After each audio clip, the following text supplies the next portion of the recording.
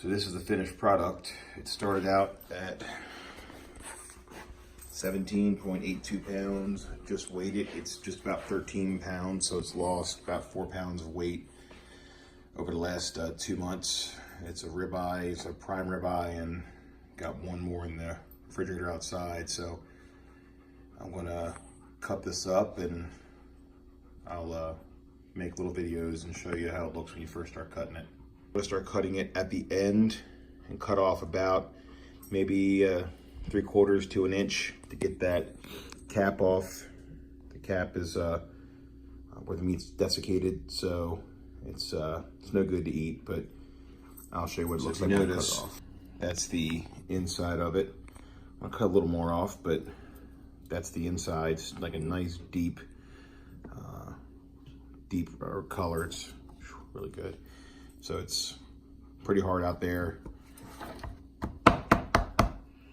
So, but that's what it looks like inside. So it doesn't rot like everybody thinks it does. So I'm gonna finish and cut a little more off, then I'll cut into steaks. I scored along the top just to make sure I cut into even steaks, or fairly even. There's usually a little bit left at the end. Tammy doesn't like real thick steaks, so I'll just turn that window small for her, but that's what it looks like when you score it, and then I'll start cutting them now. So if you do it, don't saw through it if you can help it. Just use a long enough, sharp enough knife to where it'll get most of the way through it, and you don't want to saw in and out. The hardest part to cut is the rind at the bottom.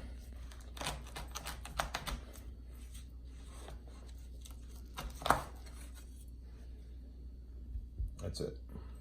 That is the semi-finished product. I'm going to now trim them and show you the results of that. I'm gonna lose another probably 1/4 of it just in the outer edges. If you do this and you go to trim them, you don't want to cut too much of the good stuff out. So this fat cap here is actually really good. Just cut the very edges of it off, and make sure you got a sharp enough knife so you can just follow it around. The outside or the rind is really the only part that needs to go.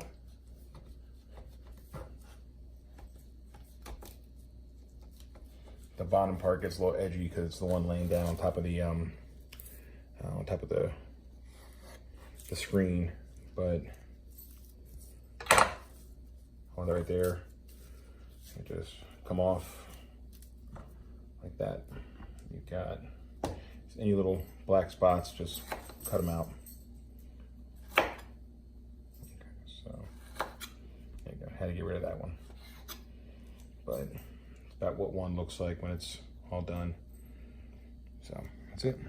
So yeah, that's all the scraps, the caps and everything. So basically 6 pounds, 6 ounces of waste off of 13 pounds. So talking about 6.5 pounds of meat, which is over here. That is the end result. So we'll weigh that too, just to make sure, but it's about 6.5 pounds. So 7 pounds, 4 ounces, a little bit off, but still a good bit of waste, but it's definitely worth it as far as the flavor of the steak. So I'm looking forward to getting this on a grill. I'll do one tonight and show you guys how that works. A couple things I can't do in the house because my wife's pretty mean, but one of them is cook these steaks because they really, really smoke.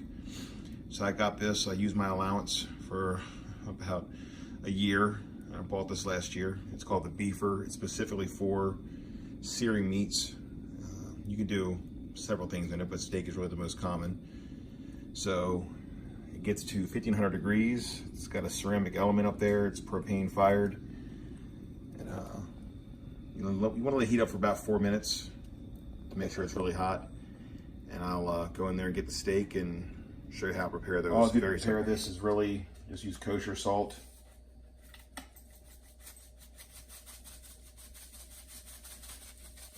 On both sides. And then black pepper.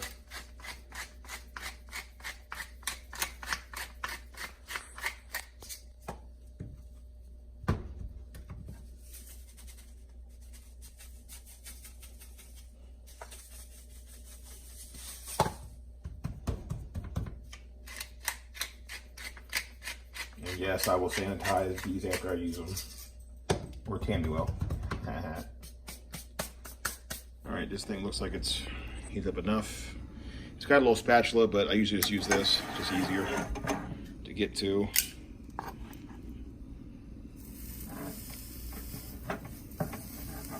Hear the sizzle. You want to get it close to the burner too. And then you just let it go.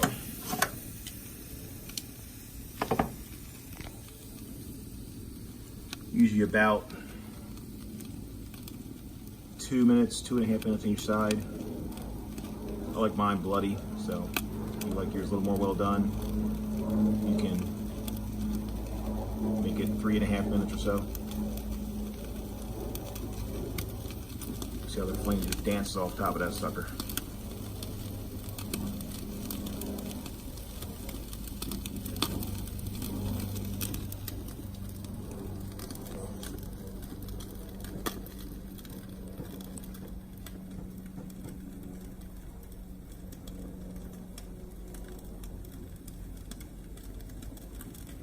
And all the grease drips down to that pan. You make really good pan sauce with that.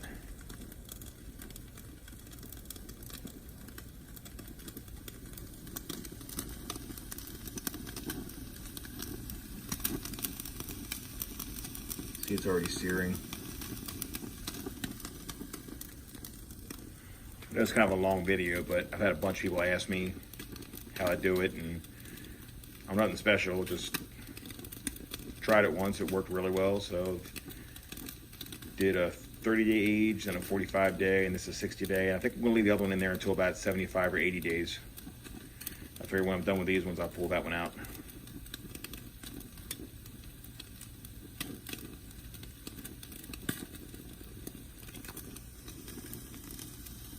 The closer you can get it to the element without touching the element, the better.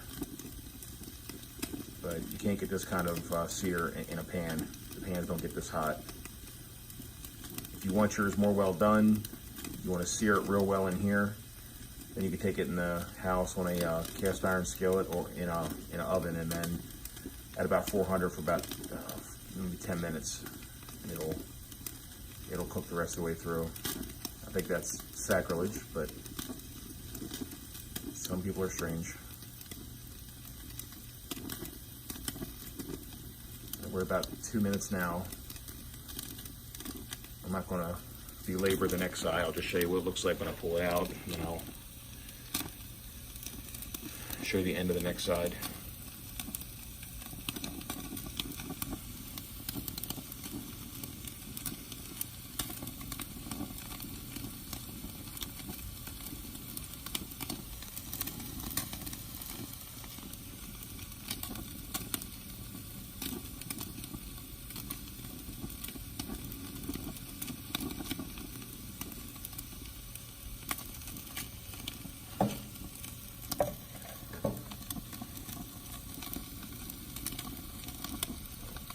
About 3 minutes now. There you go. That's absolute perfection, honestly. So turn it over. You can see how the grate was already a little bit hot. Give some little grill marks on it. And back under for another 3 minutes. All right, so I just shut it off. And that is the end result on the second side. So perfect on both sides. I use my cutting board out because it's easier. And this sucker will not get touched for 10 minutes. It's the longest 10 minutes of your life unless you're smothering. Just cut into it. Perfectly rare. Absolutely perfect. So my lovely assistant is not available. So and in the middle, it is perfectly done. Let's see how it tastes. Stick them in individual freezer bags, and then I'll put them in the freezer. Hopefully you guys enjoyed this.